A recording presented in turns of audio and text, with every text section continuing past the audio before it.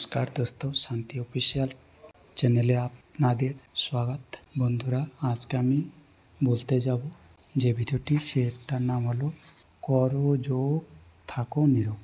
হিন্দিতে করো যোগ রহো নিরোগ, ইংলিশে বলে do yoga and stay healthy. এটার মানে হলো আপনি যদি যোগা করেন তাহলে বিলকুল নিরোগ থাকবেন।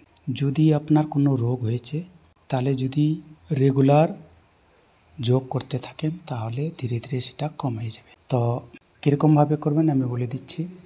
সকালে খালি পেটে আপনি করবেন কপালভাতি যোগ। কতবার করবেন? 300 বার করবেন। তো যদি প্রথম থেকে করে থাকেন তাহলে জানেন, আর যদি প্রথম থেকে করে না থাকেন তাহলে ধীরে ধীরে করবেন। প্রথমে 20 বার, 30 বার, 40 বার, যত দিন যাবে ধীরে ধীরে বাড়াতে থাকবেন। কিন্তু জবরদস্তি করতে যাবেন না। যখন দেখছেন আর করতে পারছেন না তখন বাদ দেবেন। তো প্রথম দিন যদি আপনি 20 বার করলেন, তারপরে দিন 25 বার, এরকম ধীরে ধীরে করে বাড়াতে থাকবেন। তো আপনাকে সকালে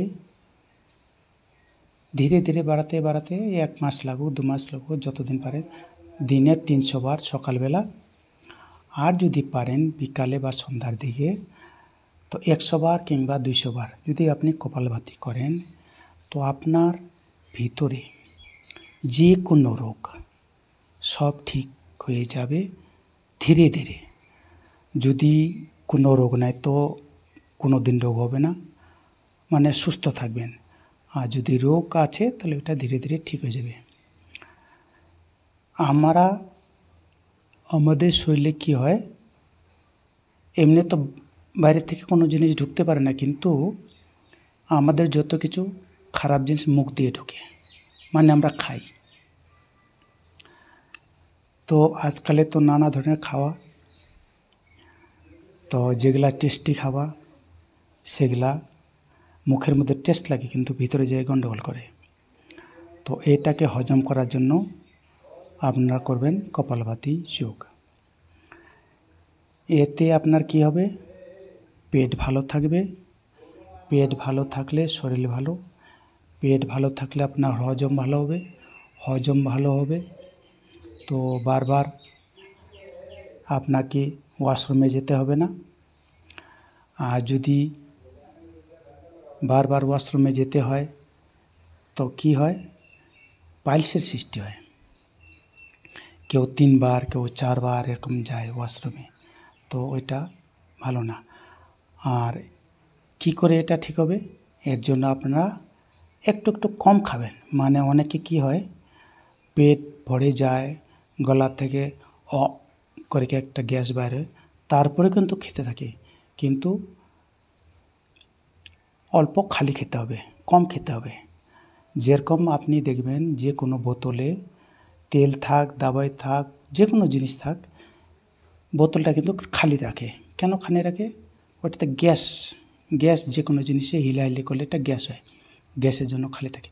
তো আমরাও যা কিছু খাই, পেটের মধ্যে জল খাই, ভাত খাই, যা কিছু ফলমূল যা কিছু খাই, তো গ্যাস হয়। গ্যাসের জন্য একটু খালি রাখতে হয়।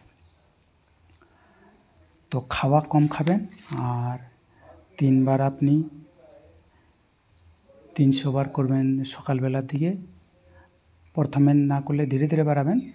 আর বিকালে 100 বার কিংবা 200 বার যদি কপালভাতি আপনি করতে থাকেন তাহলে আপনার যদি ভিতরে কোনো রোগ আছে ধীরে ধীরে সেটা ঠিক হয়ে আসবে। আর যদি রোগ না থাকে তাহলে আপনার রোগ হবে না। পেট ভালো থাকবে, যা কিছু খাবেন হজম হবে। আর পাইলস ঠিক হতে, যদি যেটাকে অর্শ বলে, অনেকে বিন্দিশূলও বলে, তো এটা আপনার ঠিক হয়ে আসবে। আর ধীরে ধীরে করবেন, একদম বিলকুল ঠিক হয়ে যাবে পাইলস, যেটা অর্শ আর বিন্দিশূল বলে। তো এটা খাওয়ার জন্যই, পেটে গণ্ডগোলের জন্য হয়। পেটে অনেকের আমাশা থাকে, পেট ডিফেক্ট হামেশা গুড়গুড় গুড়গুড় করতে থাকে। তো এটার জন্য আপনারা এই ব্যায়াম করবেন। খাওয়া একটু বেছে বেছে খাবেন, যেগুলা খাওয়া নিষিদ্ধ ওগুলো খাবেন না। তাহলে দেখবেন আপনার পাইলস বা পেটের গণ্ডগোল বা বারবার পায়খানা যাওয়া, আমাশা ধরনের ওই যে পেটের মধ্যে ব্যথা ধীরে ধীরে সব ঠিক হয়ে যাবে। তো বন্ধু, আমার ভিডিওটা এ পর্যন্তই। যদি আপনাদের ভালো লাগে এই ভিডিওটা আপনাদের আত্মীয় স্বজন সবার কাছে যেন যায় তার জন্য লাইক করবেন, শেয়ার করবেন আর সাবস্ক্রাইব অবশ্যই করবেন।